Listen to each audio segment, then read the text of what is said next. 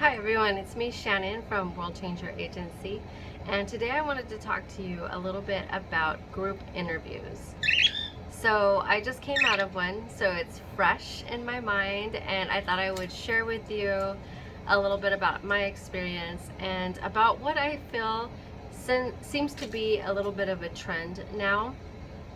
I know that um, most of interviews are virtual. Most interviews are either through a Teams video or a Zoom or a Google Meet or WebEx. One of the video platforms is usually used to do interviews this time, especially for screening prior to bringing someone in. Even if it is going to be a job that's going to be in office, they usually do some pre-screening before they bring someone into the office. Generally speaking, most of the interviews that I have done over the last few years have basically been either a quick phone screen first of all, and then once you pass the phone screen, you move on to a virtual interview that seems to be a little bit more formal with managers and supervisors. And again, you'll hear my birds screaming in the background. They probably will through the duration of the video, since that's what they like to do. Alright, so I apologize that it's annoying, but this is the best place for me to film right now, so yeah, that's just gonna be in the background.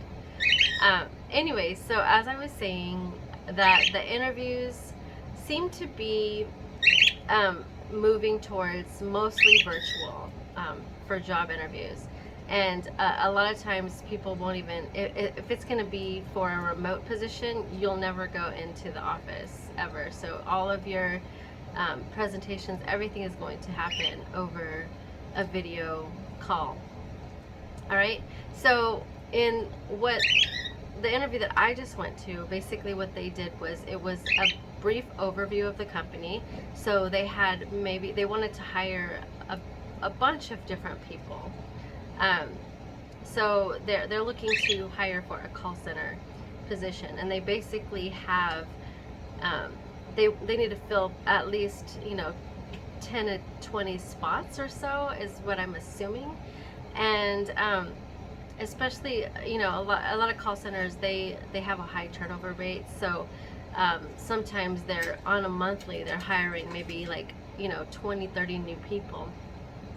And so imagine if they put out an put out a job description, they're gonna have multiple applicants. And so one of the ways that they do screen is they'll have an initial screening interview where they'll bring everyone on a Zoom call. So this shows them a few different things. First of all, it shows when you have a screen and they're able to view everyone on the screen, they're able to see everyone at one time.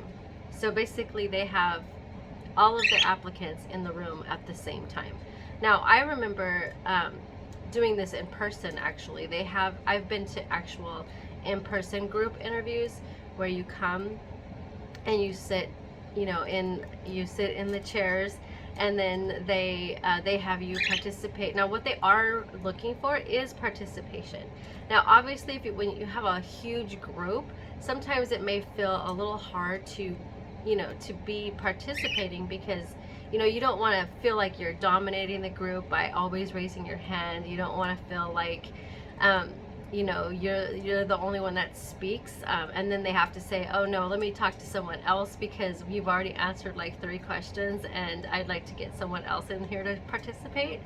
And so you don't want to look like the person that's gonna hog the entire interview, but you also don't want to be the person that they don't notice and that's sitting in the corner and never says a word. And or the person, you also don't want to be the person that's called on and then you are unprepared or too nervous or not appearing in a confident manner.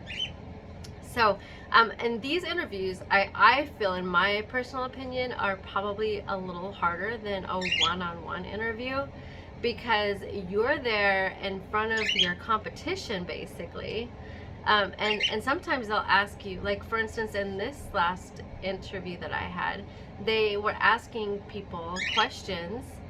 Um, they were asking them actual interview questions, and then having them, you know, come up on the video, and then they would have to give their answer to this question in front of all of those who are interviewing in the group.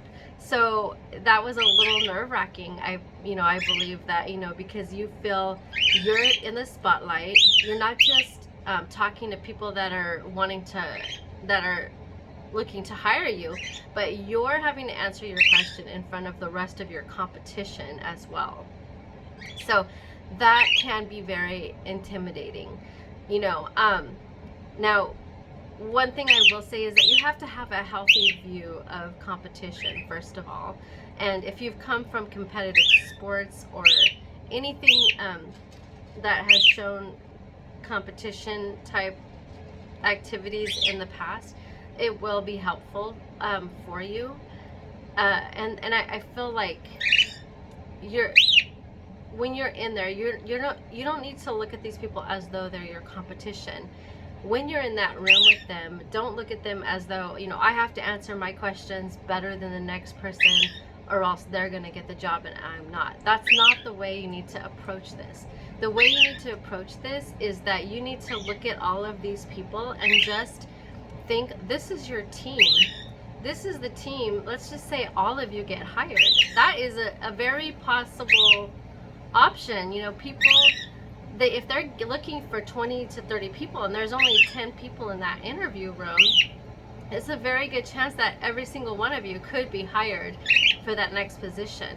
So instead of looking at it as this is your competition, look at it in the sense of this is your team, and these are the people that you may be working with in the future.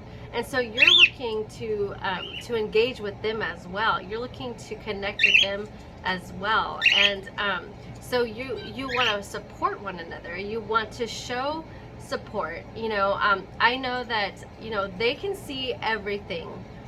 Those who are watching, they can see who's supporting other people's answers. They can see the scoffs that people, the facial expressions that people have. They can see it all. It's all on video. All of you guys are on video, and you're being watched.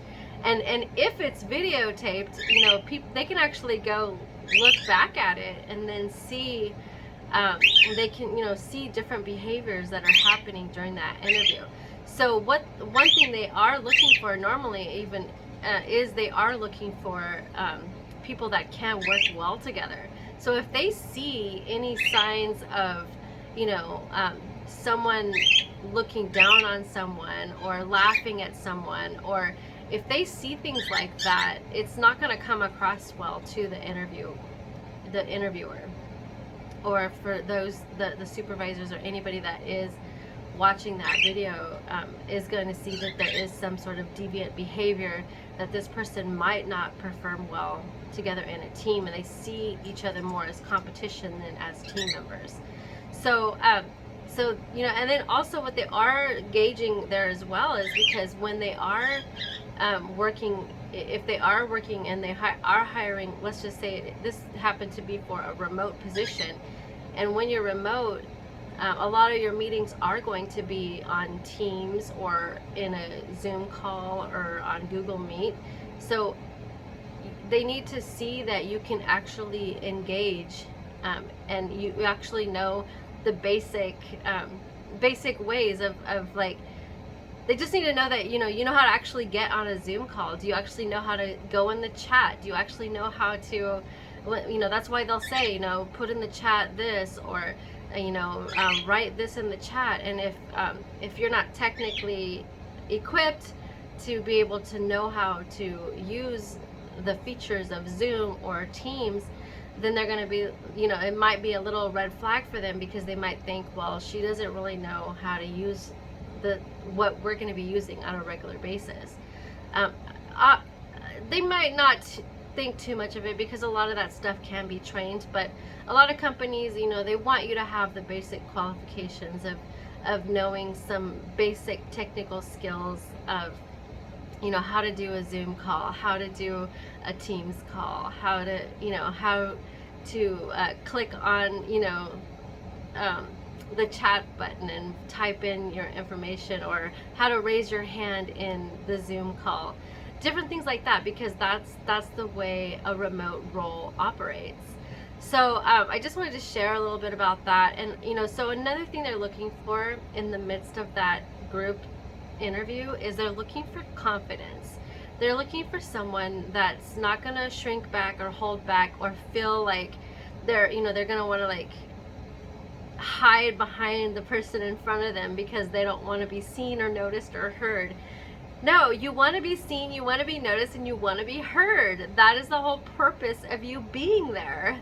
So, you know, you're gonna have to work on that confidence, and you know that could take a lot of years, especially if you're not used to doing group interviews, and you're just used to having one-on-ones. And I mean, I know that for me it was a huge transition going from an in-person interview to a video interview. And to be honest with you, when you're in person, it just feels so much more organic and natural, and it just seems like everything flows, and you can feel the energy of the other person, and you have more senses and vibes, and you have more, you can read body language a little bit more when you're there live in person than on a video.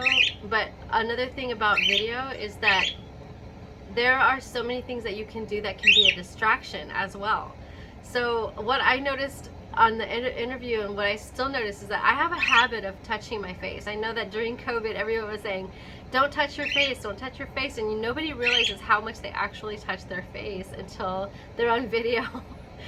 So I know that's like, even sometimes when I'm interviewing, like, you know, I mean, I'll notice myself, I'm doing this, you know, and that's very distracting, because if you got like someone that's you're just using your hands alone, that alone can be distracting. You're looking at my hands, you're not looking at my face right now, you're looking at me moving my hands around, right? And so if you've got an interviewer that's looking at, like, you know, they've got a screen over there, and they've got, you know, 10 people on that screen, anytime someone scratches their face or plays with their hair or picks up a drink, you know, here I'm like, it's June and I've got a Christmas cup, you know. You know, anytime that, you know, you move, you have all these movements, it's being picked up on video, and automatically, if someone sees movement, where do your eyes draw? Like, if you see a screen of people just looking and they're listening to someone speak, and you've got a chance to see everybody in the Zoom meeting, and if someone like scratches their head, where do you look? You look at the person that's scratching their head. You know, so it's hard, because a lot of times, you know, like, you know, I'll go like that, my nose will itch, or my eyes will itch, you know, and I'll you know, my hair's bugging me, so I'll be doing like that, you know. And or also, there's also distractions around you. Like, I'm sitting by a window, and, you know, at any moment, if a cat goes by, like, I'm distracted and I'm looking at the cat, you know. And how is that going to look to the interviewer if I'm looking off to the side, or I'm doing like this in the middle of the call? It's not going to look good, you know. So and I'm not saying you have to be 100% still throughout your whole interview or anything like that, but, you know, try to focus on keeping your hands in your lap rather than on your face or in your hair. You know, like, nobody wants to see someone like going like this, you know, like it's obvious that they're looking in the screen and they're like fixing their hair, you know. You think that, you know, sometimes it's just a habit and you don't even realize that you do it. You know, you're flipping your hair, or, you know, or you're sitting there and you're tapping your foot, and so when you're tapping your foot, you're moving yourself like this. You know, there's all these little things that you know, you don't notice because it's just your own habits. So those are just a few tips. Just try to stay, you know, just try to stay engaged. Try to, if someone is speaking, listen to them. You know, respond in the natural way that if you agree with what they're saying, you're gonna be like, yes. You know, you don't want to have this like, okay, like I don't know what she's talking about, like, oh, you know, who does she think she is? You know what I mean? Like, you don't want to have like a scowl on your face. You don't want to be sitting there like all mad and like, or you don't look like you're tired or bored, or you know, like picking your fingernails, you know, because like you're waiting for them to be done talking and you're just like, oh my god, like, you know, you're not showing any interest, you're not engaged in the conversation. And with our attention spans this day and age, a lot of times we don't have the attention span, and people are just giving a bunch of information, and some people are long-winded and some people will talk a lot, like me right now. I've been talking for 15 minutes and 41 seconds. And you know, you just gotta be able to notice those things when you're at your interviews. And so I just thought I would share with you about that today, and I will talk to you later. Have a great week. Bye.